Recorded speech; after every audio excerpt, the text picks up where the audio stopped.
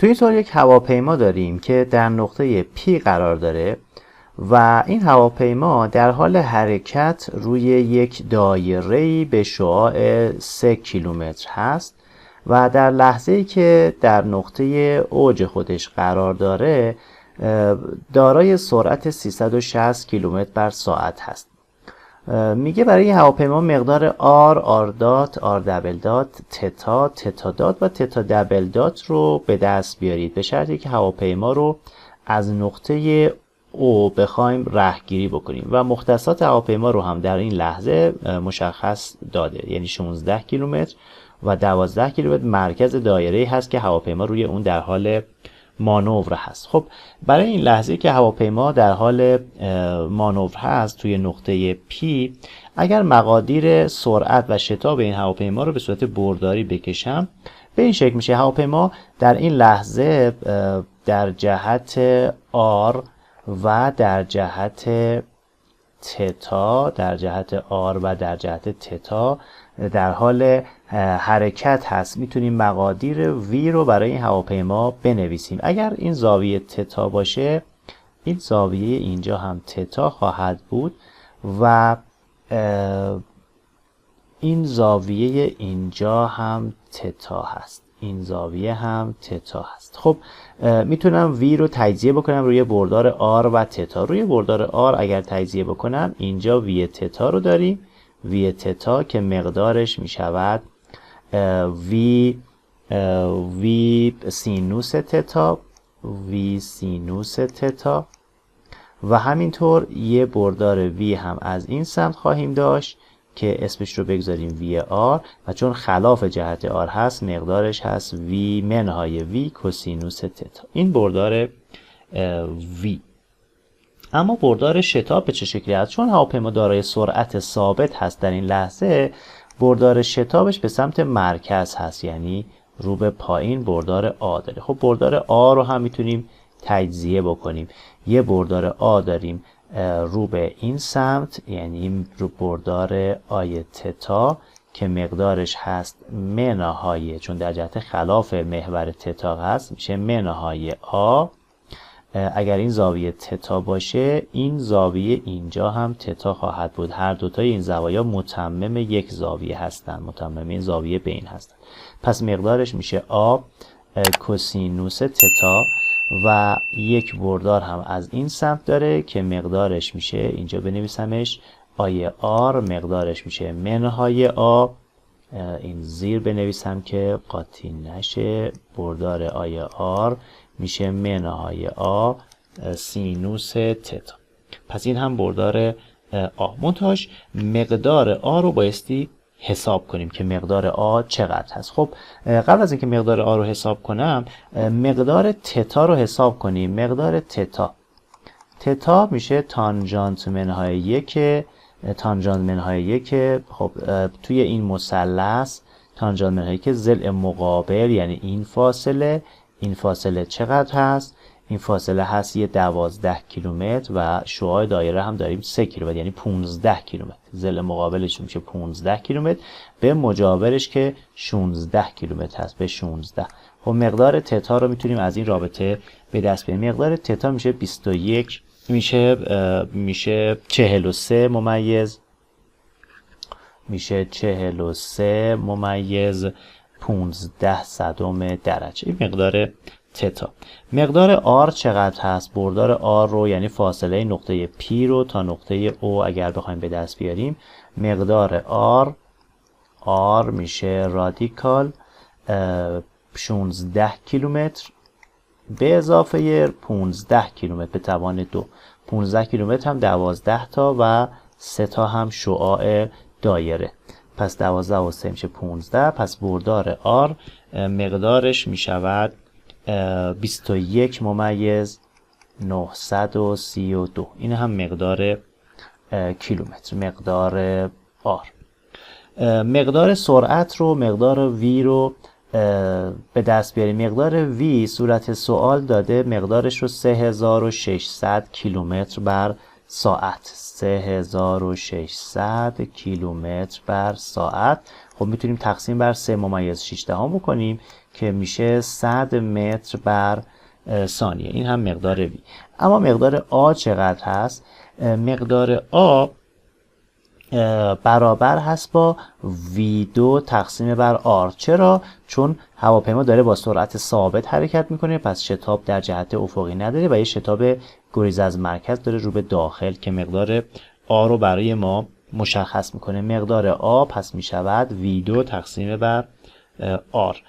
V رو داریم 100 متر بر ثانیه، پس مقدارش میشه 100 متر بر ثانیه تقسیم بر شعاع. شعاعی که به صورت آر بزرگ بنویسم، شعاعی که هواپیما در حال حرکت روش هست، شعاع 3 کیلومتری، یعنی هواپیما داره روی دایره‌ای به شعاع 3 کیلومتر حرکت میکنه، پس تقسیم بر 3000 مقدار آ رو به ما میده. مقدار آ میشه 3.33 متر بر مجذور ثانیه. این هم مقدار آ. اما بریم سراغ روابط مربوط به V و آ، شتاب و سرعت. خب برای سرعت میدونیم که در مختصات قطبی بردار سرعت به این شکل هست، برابر با R دات ای آر، یعنی V آرمون به این شکل هست به اضافه R تتا دات ای تتا. پس این هم مقدار V تتا. خب مقدار V R رو داریم برابر با R دات. V R چقدر هست؟ V R رو کجا دارم؟ اینجا دارم. V R برابر با منهای V کوسینوس تتا. پس میذارم منهای V رو هم داریم. V مقدارش هست 100 متر بر ثانیه. منهای 100 ضرب در کوسینوس تتا، کوسینوس 43.15 برابر هست با آر دات. پس میتونیم مقدار آر دات رو به راحتی از این رابطه به دست بیاریم. مقدار آر دات میشه منهای 73 متر بر ثانیه. این مقدار آر دات. بریم سراغ وی تتا. وی تتا مقدارش هست برابر با وی سینوس تتا، پس در جهت مثبت هم هست. پس میذارم 100 ضرب در سینوس تتا، سینوس 43.15 برابر هست با وی تتا آر تتا دبل دات هست. آر رو داریم چقدر؟ آر رو داریم 21.932، پس برابر هست با 21932 ضرب در تتا دات. خب میتونیم مقدار تتا دات رو از این رابطه به دست بیاریم. مقدار تتا دات میشه 3.12 ضرب در 10 به توان منهای 3 رادیان بر ثانیه. این هم مقدار تتا دات. خب بریم سراغ بردار مربوط به آ. برای آ ببینیم به چه شکلی میشه محاسبات رو انجام داد. خب برای آ رابطه برداری آ به چه شکلی هست تو سیستم مختصات قطبی؟ برابر با آر دبل دات منهای آر تتا دات 2 ای آر، پس این مؤلفه آی آر خواهد بود به اضافه آر تتا دبل دات به اضافه 2 تا آر دات تتا دات. این هم مؤلفه ای تتا، پس این مؤلفه آی تتا خواهد بود. خب آی آر اینجا مقدارش هست منهای آ سینوس تتا، پس من میگذارم منهای آ رو داریم 3.33 منهای 3.33 ضرب در سینوس تتا رو داشتیم 43.15 برابر هست با خب آر دبل دات منهای آر شعاع رو داریم 21932 ضرب در تتا دات به توان 2. تتا دات رو توی قسمت قبل پیدا کردیم، پس ضرب در 3.12 10 به توان منهای 3 به توان 2. خب از این رابطه میتونیم آر دبل دات رو حساب کنیم. مقدار آر دبل دات میشه منهای 2.06 متر بر مجذور ثانیه. بریم سراغ مؤلفه آی تتا.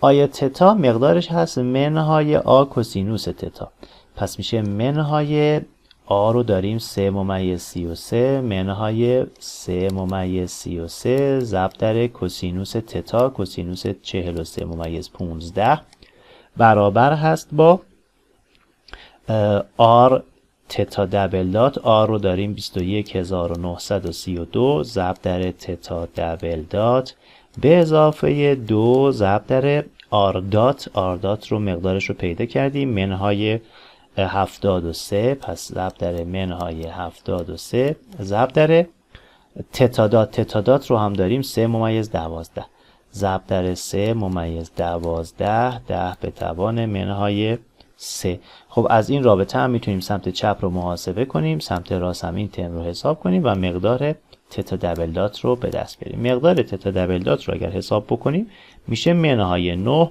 ضرب در 10 به توان منهای 5 رادیان بر ثانیه به توان 2 مجذور ثانیه. پس مقدار آر، مقدار تتا دبل دات، مقدار آر دات، مقدار تتا دات، مقدار آر دات و مقدار آر رو که این بالا بود اینجا مقادیرش رو محاسبه کرد.